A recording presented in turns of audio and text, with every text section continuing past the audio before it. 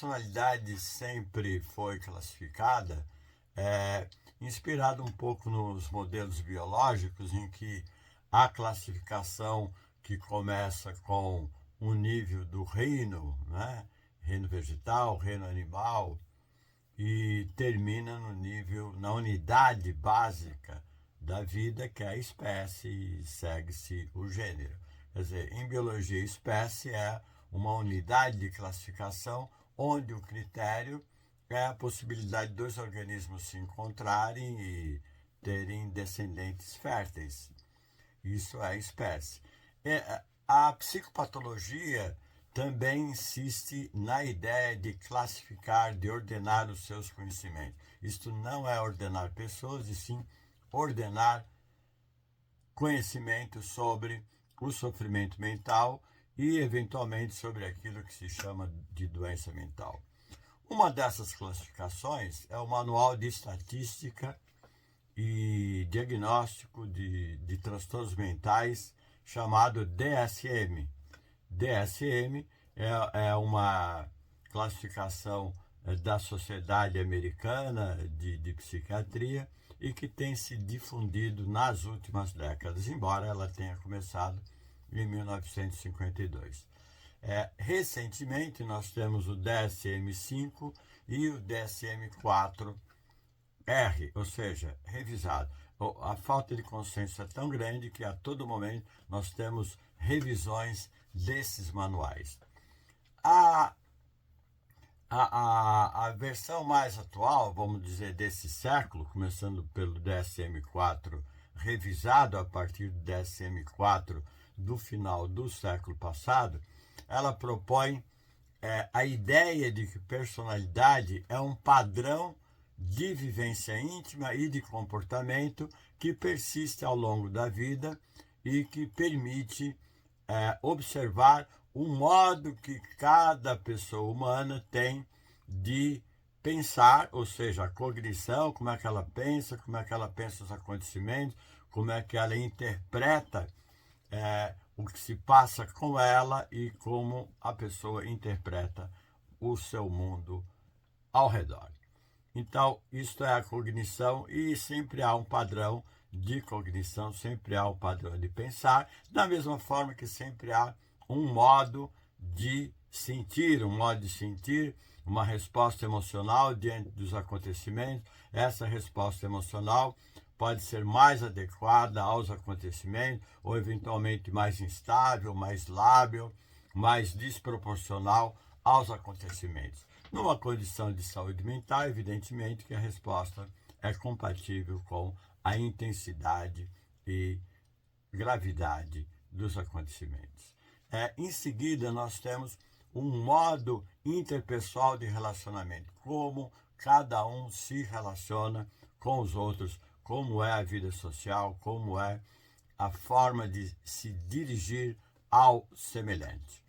E, por último, nós temos o controle dos impulsos. Como é que nós lidamos com o impulso à medida que nós não somos apenas um ser biológico, nós somos também seres culturais, seres sociais, e aprendemos desde cedo a manejar de alguma forma os nossos impulsos. Então aqui não cabe a palavra instinto, e sim impulso ou pulsão, como nós temos respostas diante das mais variadas situações. Essas respostas, em geral, estão conectadas com o nosso estado emocional e com o nosso modo de pensar, e a partir daí o modo de agir. Então esse conjunto de respostas que persiste ao longo da vida diante das várias situações pessoais e interpessoais caracteriza a personalidade.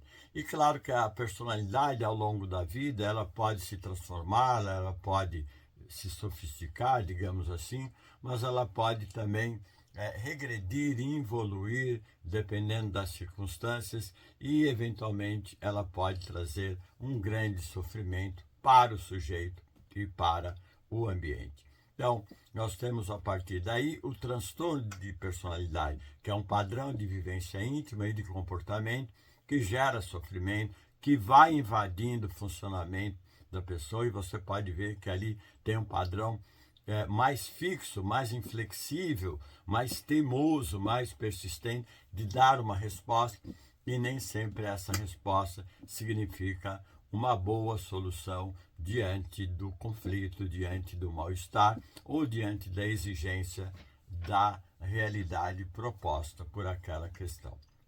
E, eventualmente, o transtorno de personalidade pode evoluir para um transtorno mental. Então, o transtorno mental, ele acompanha os padrões apreendidos e desenvolvidos de personalidade. Então, quem habitualmente já tem uma certa tendência a desconfiar, a ter uma impressão de que a maldade está do lado de fora, vai se desenvolver uma doença mental, vai continuar com esse padrão, que é a chamada paranoia, e se for aí uma desorganização geral da personalidade, poderia ser uma esquizofrenia paranoide, em que toda a vivência de dor e de sofrimento é projetada no ambiente, é projetado em alguém que é eleito como o responsável pelas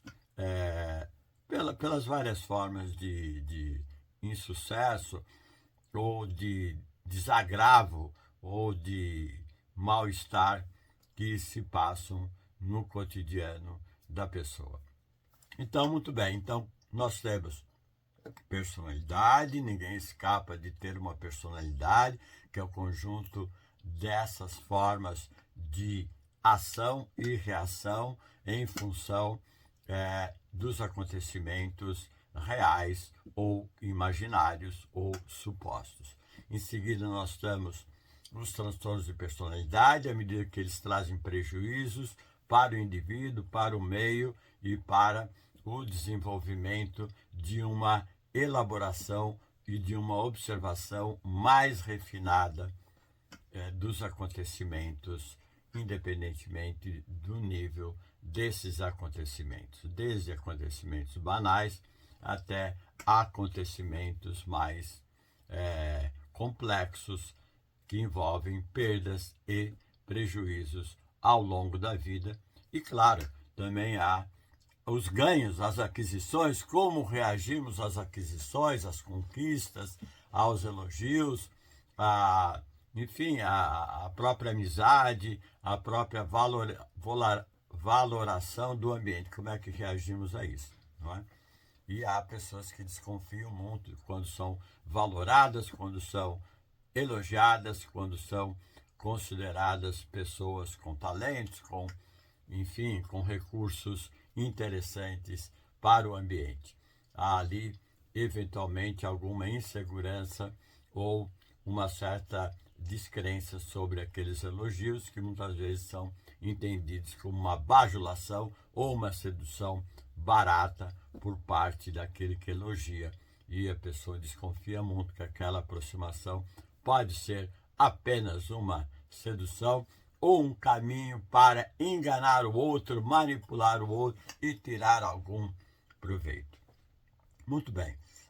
Os transtornos mentais, segundo o DSM, eles têm uma dimensão que é corporal, uma dimensão que é mental, psíquica, e a gente nunca sabe muito bem o que há de mental, o que há de corporal e o que há de psíquico nesses transtornos. O que a gente sabe é que a nomenclatura transtorno se diferencia da nomenclatura doença à medida em que essas categorias apresentam uma fragilidade conceitual e uma imprecisão no nível da descrição destas psicopatologias. Então, o DSM, e eu insisto que eu falo aqui a partir da leitura do DSM, vai nos oferecer transtornos de personalidade organizados em 3 grandes grupos. Um primeiro grupo daquilo que popularmente se chama de pessoas que parecem esquisitas, excêntricas, pessoas que eventualmente provocam a atenção do ambiente por não se vestirem, não se comportarem da forma mais comum, da forma padronizada, da forma normatizada pela cultura e pela sociedade. Esse grupo é o grupo que inclui o transtorno de personalidade paranoide, o transtorno de personalidade esquizoide e o transtorno de personalidade esquizotípica. A característica essencial do transtorno de personalidade paranoide é a desconfiança, é o medo em relação às intenções de quem se aproxima do sujeito. É uma permanente sensação de que alguém vai prejudicá-lo.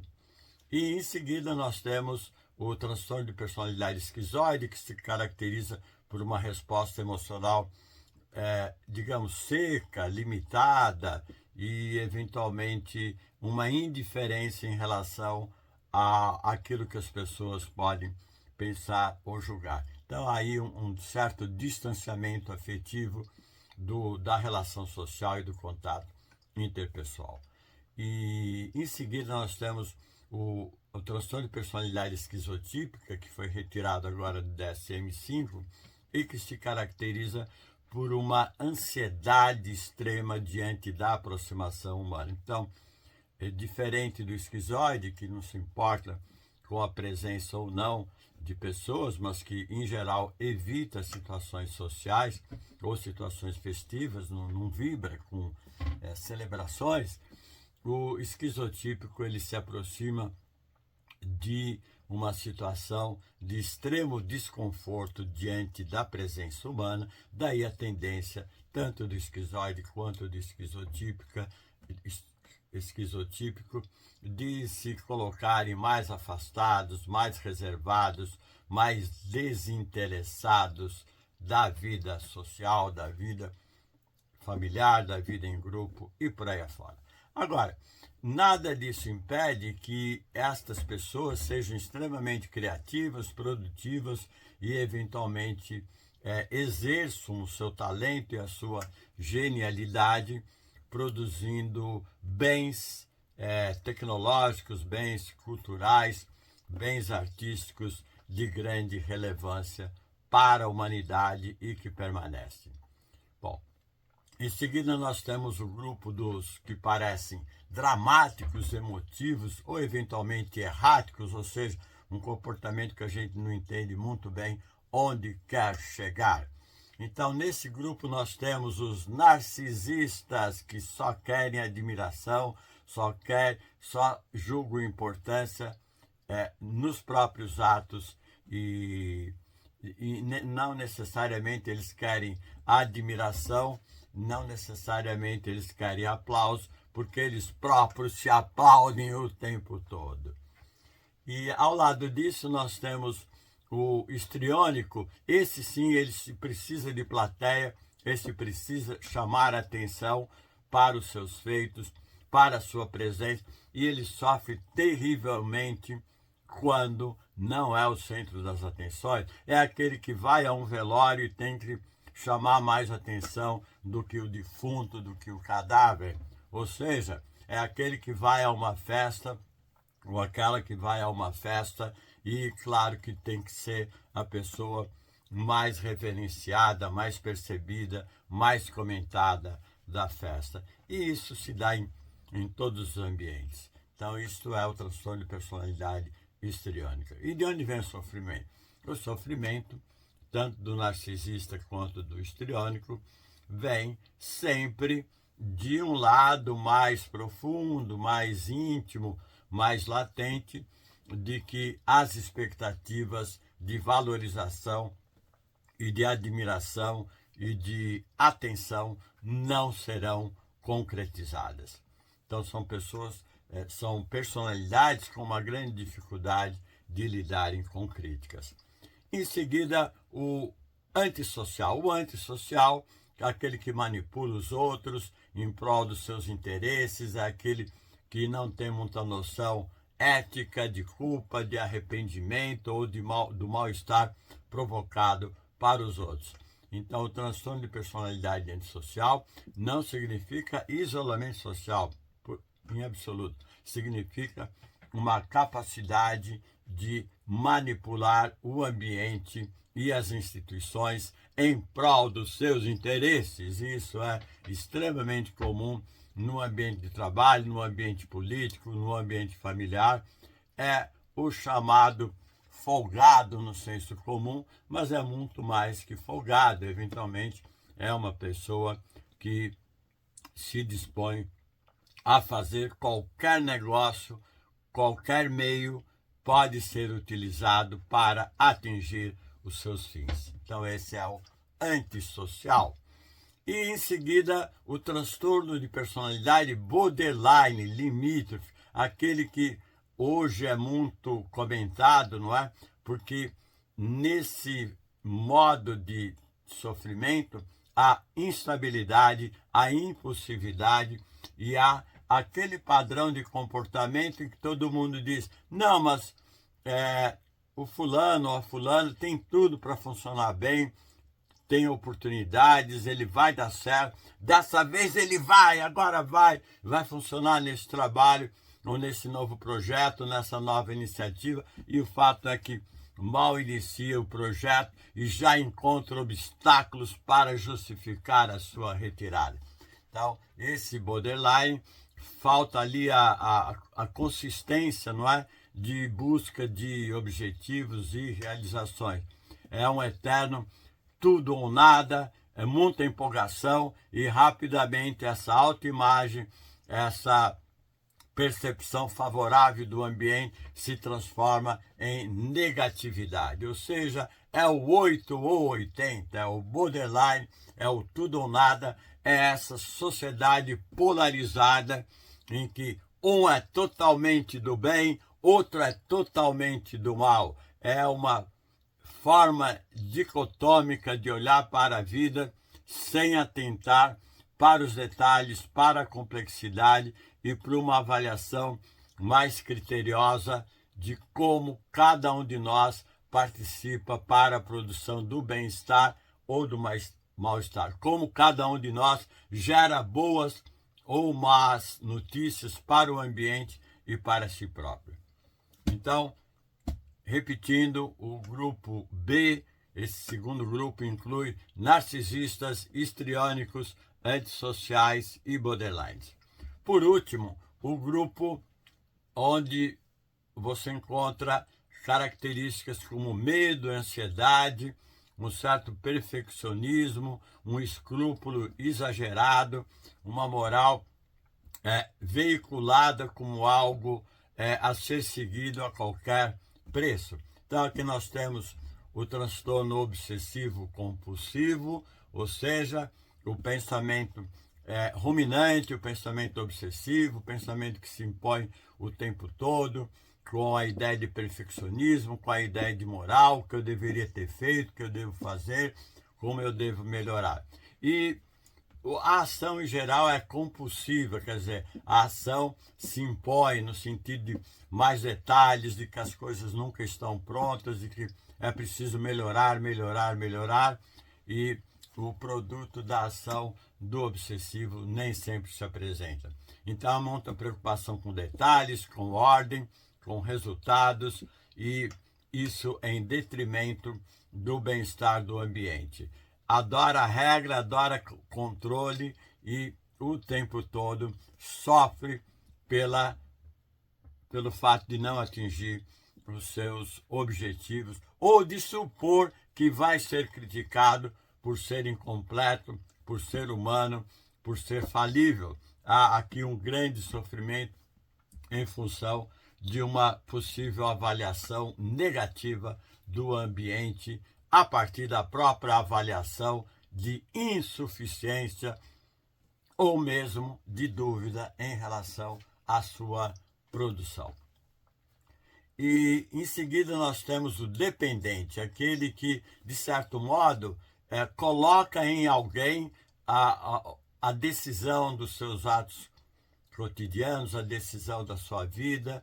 O dependente sempre espera ser controlado por alguém, ele se submete a um outro que supostamente tem melhores condições do que ele. Então aí uma posição subalterna, uma posição de submissão, que por outro lado é uma forma de controlar a pessoa de quem ele depende e de amarrar o outro a si mesmo, de certo modo, ter a garantia de que a pessoa de quem depende estará sempre por lá para cuidar do dependente.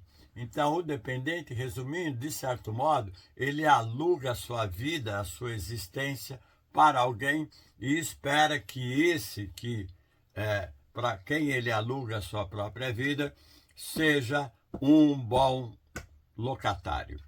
Muito bem. E por último, nós temos aquilo que popularmente se chama de transtorno de personalidade esquiva ou ansiosa, que é o tímido, é o inibido. É um funcionamento no qual o ambiente sempre fará uma avaliação negativa, o ambiente sempre vai perceber as fragilidades e a incompletude do sujeito, e o sujeito, nesse caso, se mostra muito incomodado com a participação social, com a apresentação de um trabalho, com a apresentação de algo, embora esse algo possa ter sido muito bem feito. Então, isso é o transtorno de personalidade esquiva, que há uma tendência a fugir de confrontos e apresentações sociais. Diferente do histriônico, por exemplo, ou do narcisista, que olham a vida social como um grande palco onde eles serão muito bem vistos, ou mesmo o transtorno de personalidade antissocial, em que, de certo modo, há um prestígio em provocar medo, receio ou um pseudo-respeito do ambiente pelo temor e pela autoridade que o antissocial pode representar como um líder que tem que ser obedecido, um líder autoritário. Então é isso, minha gente. Os transtornos de personalidade estão aí, presentes na vida individual e social. São modelos de comportamento, modelos que muitas vezes são apenas imitados e não elaborados. E razão pela qual, ao longo da vida, esses modelos, essas formas de pensar, sentir, agir e de controle de impulsos podem evoluir ou involuir para situações de mais sofrimento, mais prejuízos ou menos sofrimento, menos prejuízos e mais amadurecimento. Fiquem bem, toquem o sino, continuem aqui no canal Saúde Mental e Afetos, comentem, dê sugestões de temas e até.